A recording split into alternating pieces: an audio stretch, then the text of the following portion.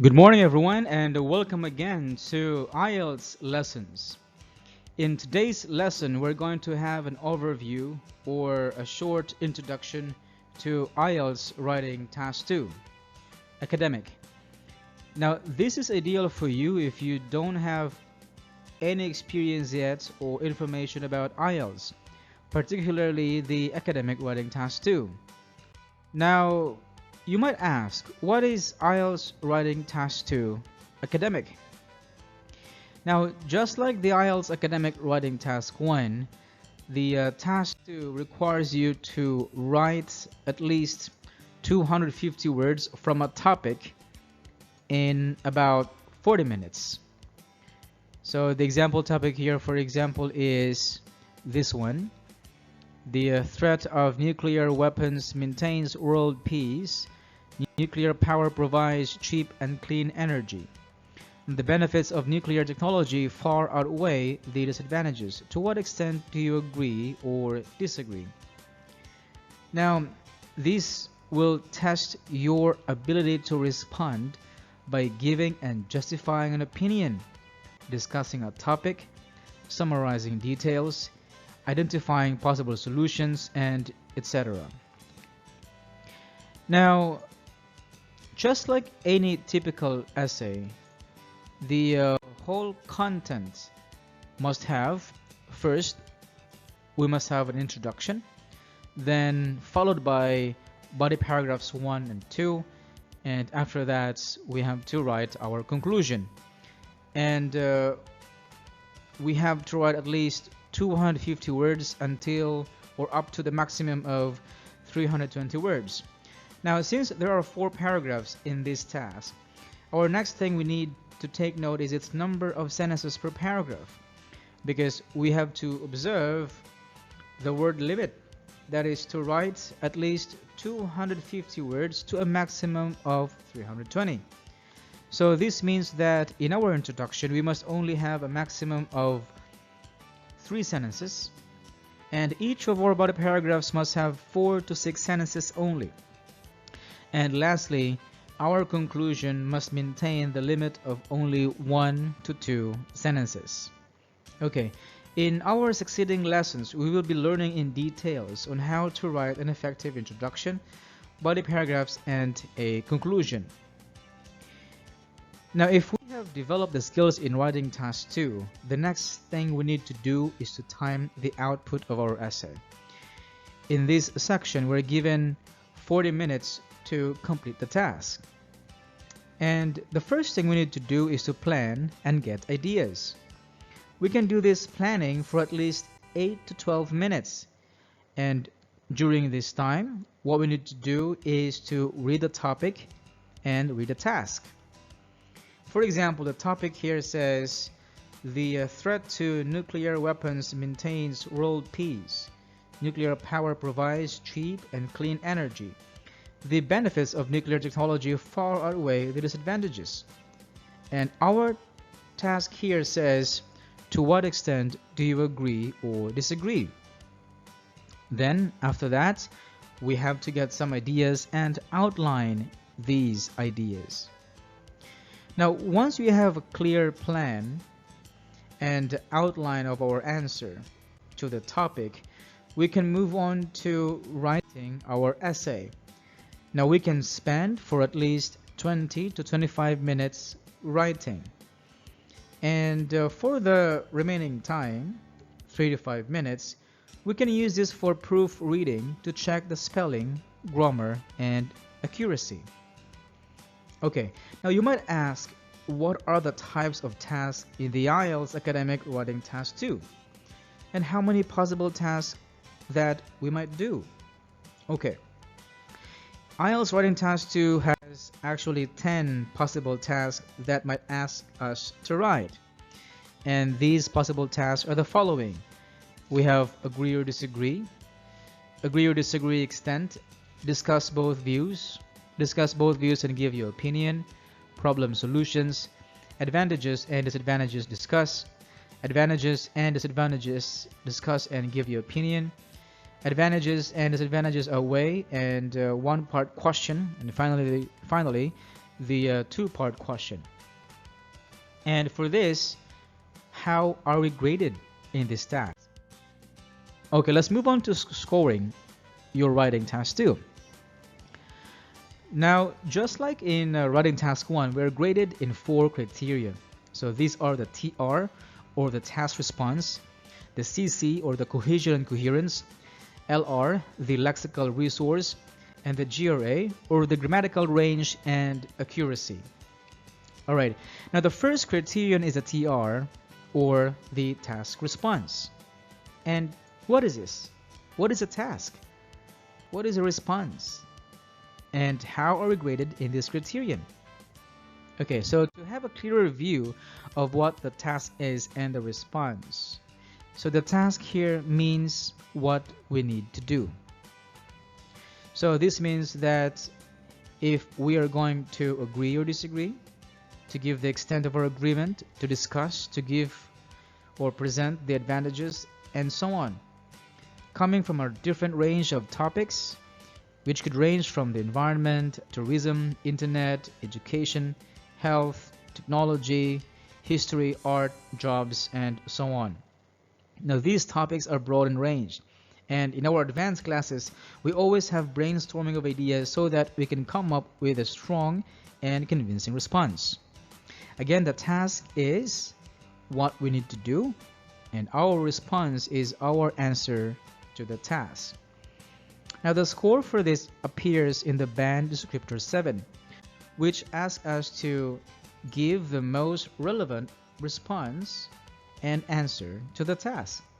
And it says here that the candidate must address all the parts of the task, which means if we have fully understood the task and the topic. Second is present a clear position, which means that if we give a clear position, if we give our clear statement, if we agree or disagree, or present both sides. And lastly, present, extend, and support main ideas, which means if we have fully developed our argument by giving a clear main point and supporting details. Now next, we are graded with how logical the flow of our essay is, and this is called the cohesion and coherence. This also refers to our ability to organize our information with clear central topic within each paragraph, and using a range of cohesive devices. So that is why in cohesion and coherence it is very important to have a clear main point or central topic in each body paragraph. Okay, that is why in the IELTS band descriptor 7 it says here that the candidate must logically organize information and ideas. So this means that we should master the information sequence, and the topic information sequence is one of the topics that we study in the IELTS advanced course. Next is the candidate must use a range of cohesive devices. So this means that we use transition words effectively. So again, also in one of the reference materials I've sent in your email, the cohesive devices here are examples of those are the transition words. So there are different transition words. The words transition words we use to give examples, to give reasons, to give cause and effect, and etc. And lastly, present a clear central topic within each paragraph. So as I've said earlier, we must have a clear main point in each body paragraph, and the main point must appear in the first sentence of each body paragraph. Okay, so the next thing that we are graded is the lexical resource. So what is this lexical resource? Now, this lexical resource or vocabulary grades our ability to use appropriate words and phrases. In our IELTS advanced classes, we study useful words and phrases every meeting, so we can add new words every day. Hence, in the band descriptor 7, it says that the candidate must use sufficient range of vocabulary with flexibility and precision. So what do I mean, or what does it mean here by flexibility? So flexibility is we can use effectively, for example, synonyms, change the word function. And with precision, this could mean that we use the word in the exact context. So we learn to use the words to describe a certain context. So which is why every lesson we have in the IELTS Advanced course, we have new words to study every day, because this can help us use these words and phrases in both writing and speaking. Okay, now lastly, the fourth criterion is the GRA. So just like in writing task 1, GRA stands for grammatical range and accuracy. And again, the grammar here must be in a wider range with accuracy. So in the band descriptor 7, it tells us that the candidate must use a wide range of structures, and majority of the sentences must be error-free.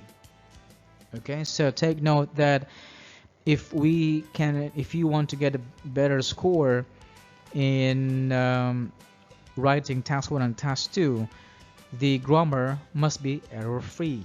And I always give examples to my students that if we have obvious errors in grammar, it could affect the meaning of our idea or meaning of our sentences, because a slight change of grammar could absolutely change the meaning of the sentence. Now, once we know what to do, that is, after we have fully understood our task and how to respond it, or the response, the next step is to master how to make our ideas flow smoothly and how to use the correct words and grammar. That is why it is very important for us to review the fundamentals in grammar, so we can start reviewing from information sequence, the tenses, subject-verb agreement, synonyms, modals, relative clauses, time conditional clauses, and etc. And along with our review in grammar, we also have to learn new words every day, so that we will have some words to use to express our thoughts and ideas very clearly. And to do this, we can start reviewing the formal and informal words for vocabulary, because this is an academic essay. Then we will be studying some useful words and phrases to talk about, for example, environment, culture, education, job, etc. And all this we can learn in our IELTS Advanced course lessons. Now, after we have covered all this, I can absolutely assure you that you can obtain a score of at least 7 in your writing. Okay, so this is all for now for the introduction to IELTS Writing Task 2 Academic, and I'd like you to see you in the next lesson. And I wish you luck in your IELTS pathway and IELTS journey. So see you in the next lesson again. Goodbye.